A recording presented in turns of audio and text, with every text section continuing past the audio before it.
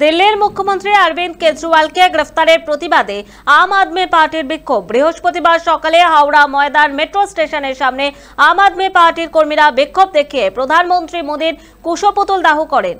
Up কর্মীরা হাওড়া ময়দানে metro চ্যানেলের সামনে হাতে প্ল্যাকার্ড নিয়ে বিক্ষোভ দেখাতে থাকেন। আর ওই দলেরই হাওড়া জেলা সভাপতি অর্ণব মৈত্র বলেন, লোকসভা ভোটের মুখে দিল্লির মুখ্যমন্ত্রী অরবিন্দ কেজরিওয়ালকে বেআইনিভাবে গ্রেফতার করা হয়েছে, যাতে তিনি লোকসভা নির্বাচনে প্রচার করতে না পারেন।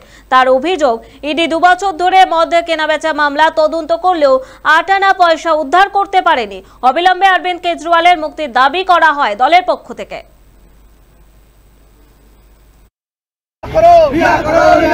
কর্মসূচি হচ্ছে যেভাবে অগণতান্ত্রিক পদ্ধতিতে কেন্দ্রীয় সরকার অরবিন্দ কেজরিওয়ালকে জেলে ঢুকিয়ে ষড়যন্ত্র করেছে, তার বিরুদ্ধে আজকে আমাদের বিক্ষোভ প্রদর্শন। অতি অবশ্যই আমাদের দেশে একমাত্র যে একনায়ক আছে, যে জুমলাবাজ আছে, তার কুশপুতুল দাহ করা হয়েছে। আজকে ইডি এবং সিবিআইকে ব্যবহার করে আম আদমি পার্টির নেতাদেরকে জেলে ভরেছে এবং 2 বছর তদন্ত চলবার পরও আজ অবধি 8 আনা পয়সা উদ্ধার করতে পারেনি। তারপরও আজকে ঠিক ভোটের মুখে যাতে অরবিন্দ কেজরিওয়াল লোকসভায় ক্যাম্পেন না করতে পারে, সেই জন্য তাকে জেলে ভরা হয়েছে। তার বিরুদ্ধে আমাদের বিক্ষোভ প্রদর্শন এবং আমাদের দাবি যে অতি অবশ্যই খুব জলদি অরবিন্দ কেজরিওয়ালকে রেহা করতে হবে।